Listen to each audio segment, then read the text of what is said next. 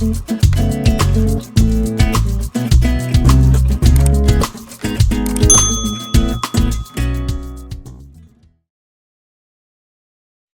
welcome back to Test Don't Guess Tuesday. I'm Melissa Hall-Klepacki, your gut health expert, and I talk about GI map tests from current clients or past clients of mine, tell you about their symptoms, give you a little case history, if you will, and then talk about what we needed to do to get them better. Remember, everybody's gut is different, so everybody's protocol will be a little bit different. Remember, that's why what worked for your brother's cousin's uncle's sister might not work for you, right? We are all biochemically individual.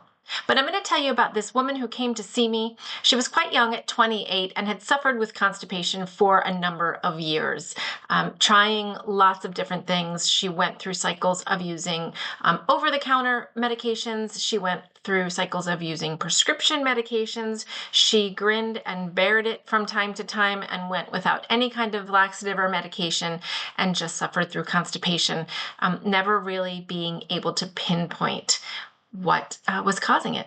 So she came to me, we ordered a GI map test. I'm going to show you what we found, then I'm going to tell you about what we did to heal her up. So stick around.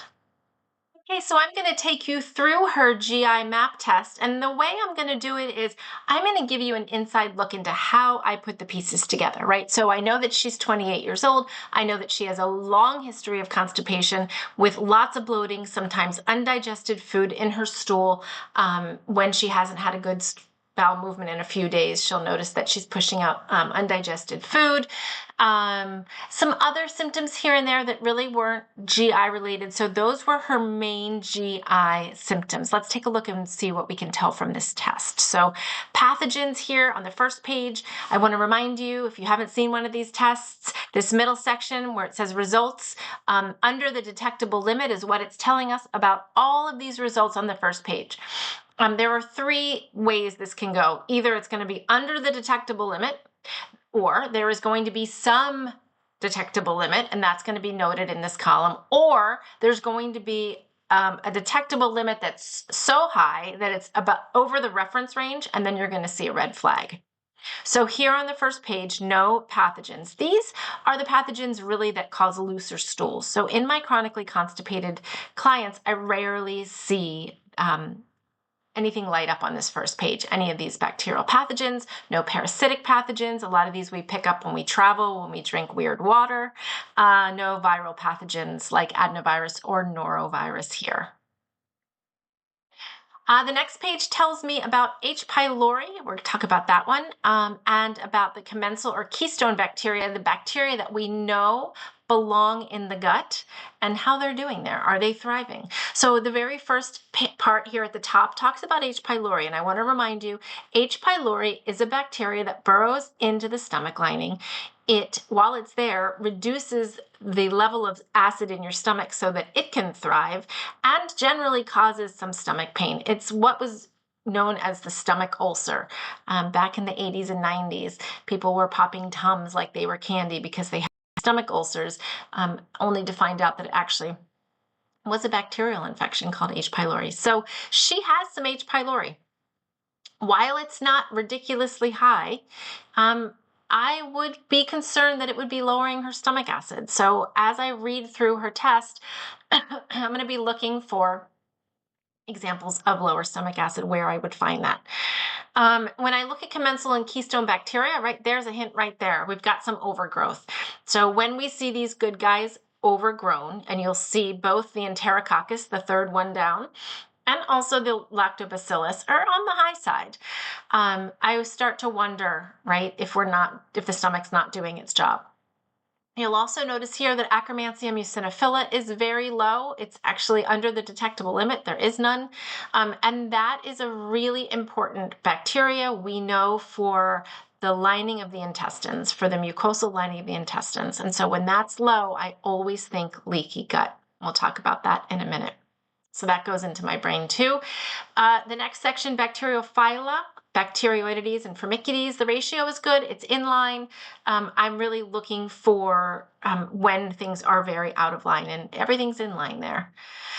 It went the wrong way. Pathogens, then H. pylori. The next page talks about parasites here at the top. None detected, under the detectable limit. I can't tell you how many people have done parasite cleanses with me that have had negative tests, and I want to tell you why. They are testing your stool, your poop, for parasites. Parasites don't live in your stool. Parasites live in your intestines, and you need to provoke them. They don't just float around in there. And you need to provoke them with some pretty strong herbs. That's what we do in a parasite cleanse. So we're not going to pick them up often. And a lot of these Entamoeba coli and some of these little guys, not the big worms at the bottom, but these protozoa, you're not going to see them with your eyes anyway. So anyway, she was negative on this test for parasites, which is always good. A negative is always good here. And in the bottom section, the intestinal health markers, now this is where the pieces start to come together for me. So while her steatocrit is normal, and steatocrit is how much fat is making its way into her stool, telling me about the function of the liver and the gallbladder, her elastase 1 is rather low, and that's telling me about the function of the stomach and the pancreatic enzymes. So automatically I'm thinking low stomach acid, maybe from the H. pylori, definitely needs some sort of supplementation. Beta-glucuronidase is the next marker, and that tells me about how hormones are circulating. It tells me like detox problems, especially with estrogen for women. I look at this one a lot. Normal for her. No occult blood in her stool, which is also good news. If I see people high, I send them to the gastroenterologist for an evaluation, maybe a colonoscopy, right? We don't want to see blood in our stool. Secretory IgA is the performance of your immune system. Your immune system is housed in your gut. You have a terrible gut, you're going to have a crappy immune system. Her immune system, not so great. So that's another thing that I think about. And I also think about stomach lining and integrity of stomach lining, because when you have leaky gut and you have big holes in your gut that are allowing big particles of food to pass through your gut, right? This is supposed to be one way. It's supposed to be nutrients into your bloodstream, but not food particles. And when they make it into your bloodstream, all the bells and whistles go off. Inflammation goes sky high. It's not good. We don't want leaky gut. So secretory IgA is low, but she's not showing signs that she's having an immune response to gluten, which is the anti-gliadin IgA, which is great. And the eosinophil activation protein here is also low, which is another good sign. Inflammation marker calprotectin, nice and low, which is great news, right? So while she has leaky gut, it hasn't caused systemic problems yet.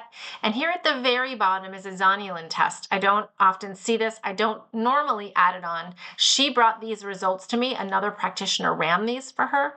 And the zonulin test tells me about leaky gut. And sure enough, we're edging real close to some pretty serious problems. So nice that that's here for me to remind me that we're really going to have to work on leaky gut. The last page, opportunistic and overgrowth microbes. You'll see here at the top quite a lot in the red, right? So when the stomach's not doing its job, when the stomach acid isn't strong enough to kill those bugs before they make their way into the intestines, they start to grow and overgrow. So I would need to make sure that any sort of protocol was addressing overgrowth using generally a broad spectrum antibacterial herbal compound. And then you'll note here commensal overgrowth microbes in the second section. The methanobacteria family is high. I want to say this is not a test for SIBO. However, when I see symptoms with low stomach acid and high methanobacteria, I often think about SIBO. So I would think about working with some herbs that would help in the small intestine, as well as work on the H. pylori. So now we're really working on the stomach here at the top and the small intestine, right, much lower, both ends of the digestive system. So that's what I'd be thinking in my mind. You'll notice as you go down a little bit further, inflammatory and autoimmune related bacteria. I don't like to see any of these. Even at 5.84 e to the 3, which is under 5 e to the 4, it's not very much, but we start to see autoimmune issues when we get these start to get high. So I would want to make sure that whatever I was using to get the guys up at the top here to cull these overgrown microbes, that it would also have an effect on Proteus and probably some of these lower commensal inflammatory bacteria. No yeast, no fungus present on this test, and viruses, cytomegalovirus and Epstein-Barr virus, also negative. So she went on a 3-month regimen. We started working with some motility agents. I love the bowel mover from Cellcore. We use that does have some stimulant laxative in it, as well as some magnesium citrate. To open up her bowels, we use drainage activator from Cellcore, the KL support for some kidney liver support, really the step 1 of Cellcore with the bowel mover, and the magnesium citrate to get her bowels moving on a regular basis. We overhauled her diet, really increasing the amount of fiber. She was getting about 12 to 14 grams of fiber a day, and we more than doubled it. So by the end of 3 months, she was eating 35 grams of fiber a day, wasn't taking any stimulant laxatives, was using a form of magnesium citrate that also had other magnesiums in it. It's a little bit less strong for the bowels. And we did a round of the biocidin products, which I'm a huge fan of for a lot of microbiome issues. We used the olive leaf, the biocidin liquid, and the GI detox formula.